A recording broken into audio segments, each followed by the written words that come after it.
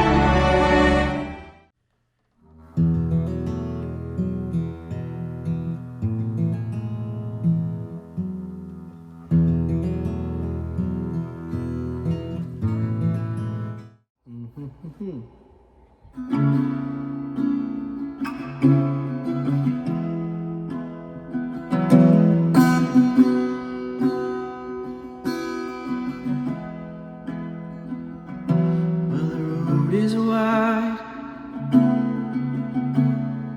waters run on either side. My shadow in the fading light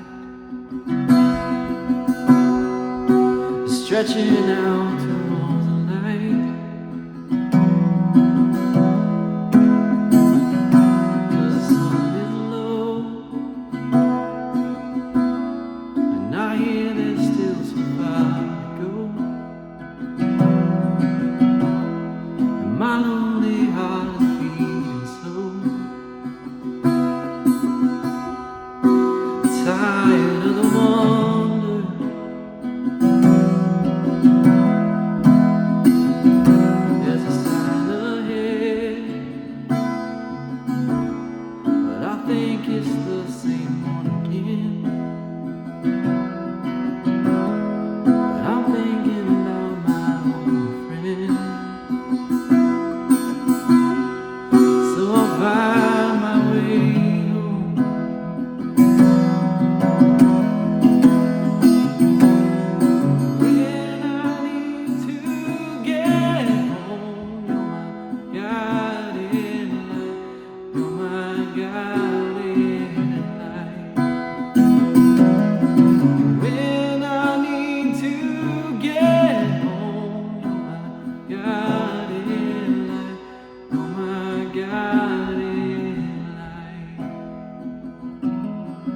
When I need to get home, you're my guiding light. You're my guiding light. When I need to get home, you're my guiding light. You're my guiding light. The song Guiding Light by Floyd Vance became one of my favorite songs before Floyd Vance became one of my favorite artists. It was one of those songs with what I perceived as like so many spiritual overtones that it must be driven by a belief in God. It was when I started to learn about Floyd Vance and enjoy more of his music that I found out that it actually wasn't. Vance talks in many interviews about not having any belief in God at all. So as a person from a Christian worldview, I started to ask the question, I wonder why that's so. And the fact is, I don't know. I won't pretend to know about the inner workings of a person based upon the lyrics of their songs, but it is interesting that lyric, Guiding Light, it's something that you can see. And another one of Vance's songs, titled Two Shades of Hope, that I love a lot, he sings this. He says, well, some people think their sin caused the cancer that's eating into them. And the only way that they can win is by the healing touch, the healing of somebody's hand on their skin, and praying. But when the cancer does not go, baby, hope dealt the hardest blows.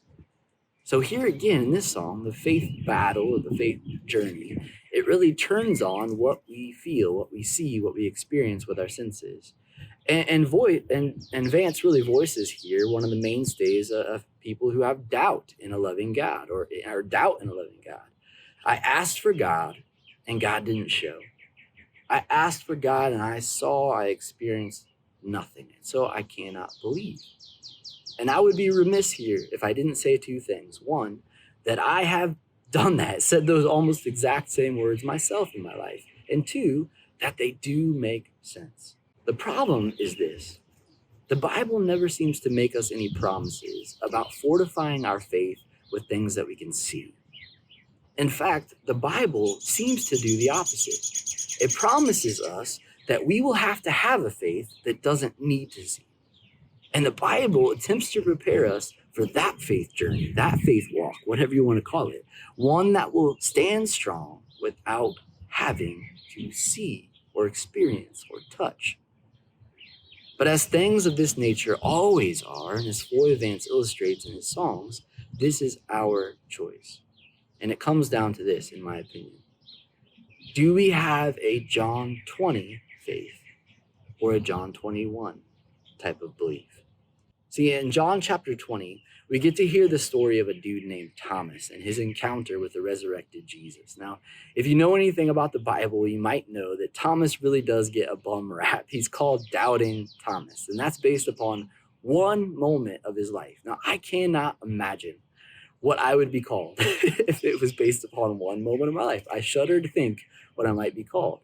And it's really unfair of Thomas because he could be called so many other things. He could be called Questioning Thomas, and not questioning in a bad way. Thomas was the disciple of Jesus that had the guts to ask him questions that no one else would ask. For example, when Jesus is talking about going away, Thomas is the only one that has the guts, even though they're all thinking it, to say to Jesus, time out. Where are you going? When Jesus explains to them where he's going and how he's going to get there, i.e. being beaten and killed and all of that, Thomas is the one that steps up and says, well, let's all die together. You can almost hear the other disciples being like, whoa, not so fast, man. But he's not called Brave Thomas. He's not called Questioning Thomas. He's called Doubting Thomas. Because of this one moment in John 20 where the resurrected Jesus appears to the disciples and Thomas isn't there. So later, when they attempt to tell him about it, Thomas is like, nah, I don't believe that. I saw the dude hanging from a cross and stabbed in the side. I saw him die. I do not believe unless I see him myself. Again, I'd be remiss to say, and we would be remiss to not mention, this makes perfect sense. If any of us saw a person die, and then later on our friends were telling us he's alive, we would have a hard time believing that if we didn't see it. And these are some of my favorite stories about Jesus because this is what I think. I think Jesus is improvising here. What I mean is I don't believe that Thomas's doubt was a part of the script or if there even is a script at all. What I believe is that Jesus' appearance to Thomas And his invitation for Thomas to touch his wounds is an example of one of the most amazing characteristics of Jesus, and it's this, that he wants to need you. And that's a little bit confusing, so let me explain. See, Thomas doubts, and so Jesus comes back to the disciples when Thomas is there. He says to Thomas, touch the wounds and believe. Thomas does so, and he says back to Jesus, my Lord and my God. By the way, the first one of the disciples to affirm Jesus as Lord and God could have been called affirming Thomas, but that's fine. And Thomas goes on from here to be a missionary in far-off regions like India, where his impact was so great that the name Thoma is actually still prevalent all throughout India because of his impact and his spreading of the Christian faith in that region. So, is showing himself to Thomas and having Thomas touch his wounds, which is kind of gross, is that Jesus' preference? No, I don't think that it is, but he'll do it because he wants to need Thomas. Jesus could have gone to India himself. He chose to need Thomas. He wants to, and he wants to so badly that he allows Thomas to touch and to see. But then Jesus turns around and he says this in John 20:29. Because you have seen me, you have believed. Blessed are those who have not seen and yet have believed. So here in John 20, Jesus is addressing, guess what? He's addressing us. And he's saying to us, you are blessed because you will be the ones who will go without seeing, and yet you will believe. Yet so much of our unbelief today is based on the fact that we can't see and things don't add up, when Jesus actually promises us that this will be the case. In verses 30 and 31 in John 20, it says this, Jesus performed many other signs in the presence of his disciples, which are not recorded in this book. But these are written that you may believe that Jesus is the Messiah, the Son of God, and that by believing you may have life in his name. Now, if you didn't know anything about the Bible and you didn't know the book of John any better, what would you think about that? You would think it was the end of the book. And as it turns out, in the book of John, the book of John, like all the other gospels, it raises all kinds of questions of authorship. Who wrote it? Who did they write it for? When did they write it? But the one thing about the book of John that is pretty well held throughout biblical scholars is that this, John chapter 20, was the original ending of the book of John. That means that someone or some ones came back later and they added chapter 21. So our question might be why? And well, we can't really know, but we can make an educated guess by what we see in John 21. In John 21, Jesus appears to his disciples again, this time when they're fishing. This is something that the disciples know very well. And they're not catching anything, so Jesus tells them to throw their nets on the other side. Right when they do, fish start jumping in, man. They're like buying tickets to get into the net. And the disciples can see all of this happening. They can see it, they can feel it, they can touch it. And then they eat with Jesus. So all the senses are involved here. They taste, they touch, they see. And then Jesus has this conversation with Peter where he reinstates Peter after disowning Jesus while he was on the cross 3 times. And he tells Peter, and in turn all the disciples, what they are to do now, which is feed Jesus' sheep, feed my sheep. And then chapter 21 closes in a very similar fashion as chapter 20, talking about all the things that could have been written but weren't put down in this book. And then that's the end. Again, another end. And I love chapter 21. I love John chapter 21. I think it's beautiful. I love the conversation between Jesus and Peter. It gives me comfort. It gives me hope. But because there is a stream of study that says, chapter 21 was added later, we have to ask ourselves what it would be like if the end of the Gospel of John was actually chapter 20. See, most notably, if that was the case, if John ends at 20, then the last words of Jesus would be this: because you have seen me, you have believed. But blessed are those who have not seen and yet have believed. What if those were Jesus' last words in this gospel? Peter, if John ends in 20, then Peter is left without being verbally reinstated after his rejection of even knowing Jesus. Though he could certainly believe that he would be reinstated, he would have to believe that without ever hearing it. The disciples would be left without ever hearing that they are to go and feed Jesus' sheep. They could certainly believe that by being with Jesus all those years and knowing him so well, but they would have to believe that without ever seeing it or hearing it.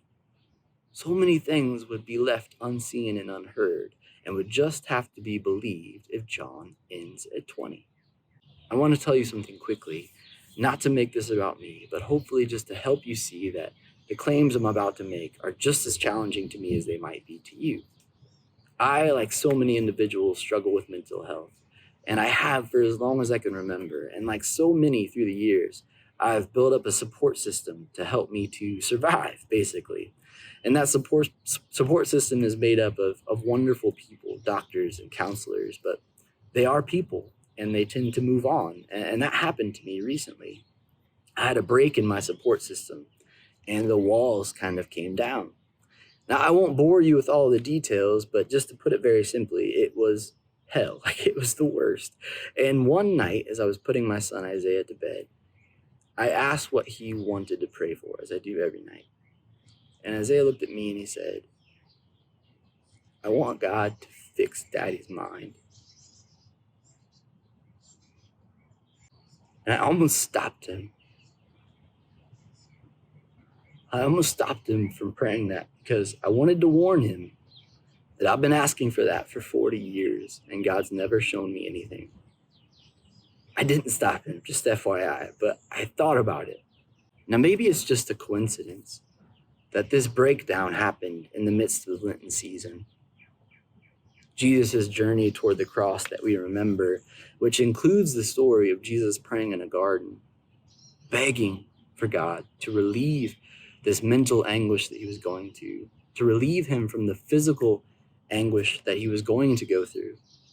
And it's so bad for him that the Bible tells us he actually sweats blood. I've never done that.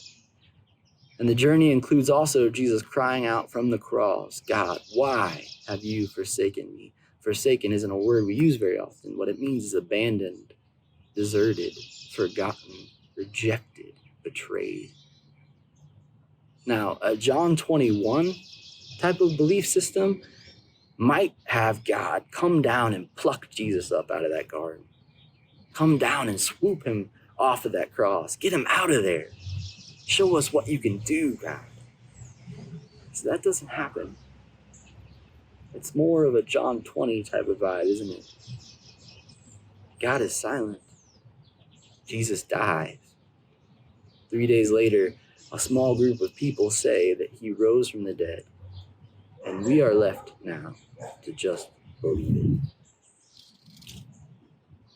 Here's my claim that, again, is just as much for me as it is for you.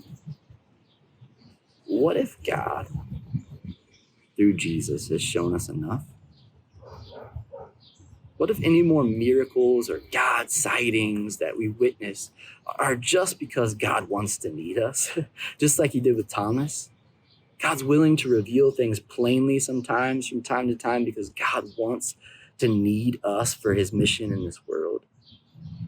But if we never see, or if we never fully get to understand or fully know, if we have a John 20 type of belief, then we should actually count that as a blessing. We should count it as gain instead of singing songs of doubt in those moments. Because we, those who don't see and don't fully know, we get to practice our John 20 belief. And what if we believed that every time we did so, we were blessed? And it actually helped us to be able to go out and bless others all the more.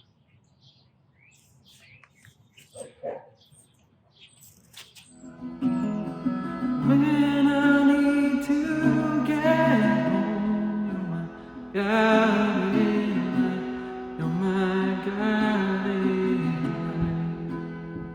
light. When I need to get home, you're my guiding light. You're my guiding light.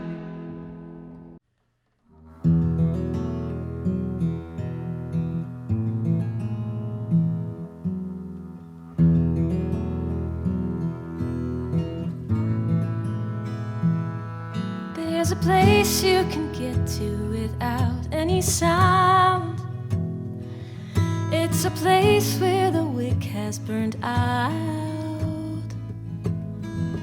There's a place at the point that's past turning around. There is a place to be lost long after you're found. There's a land you can reach if you follow yourself. It's a land beyond hoarding your fears so to quell. There's a land where the bottom falls out of the well. There is a land where your worry and wonder can dwell.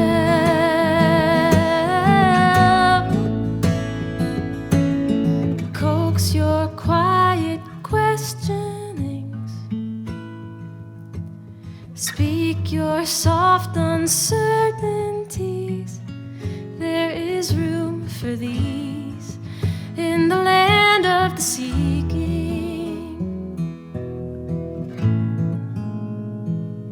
Draw a map without borders and see where you go. In the cover of night, call a question a home. Past the edge of the fences, you're never alone. There is a place where your worry and wonder are known.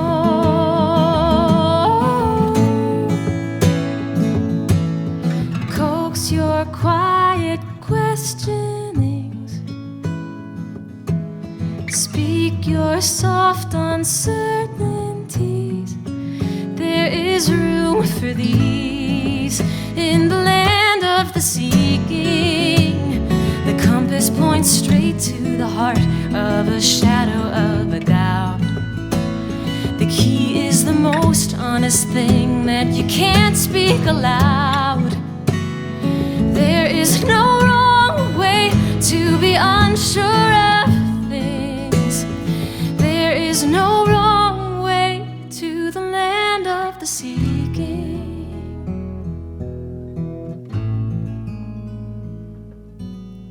Coax your quiet questionings. Speak your soft uncertainties. There is room for these.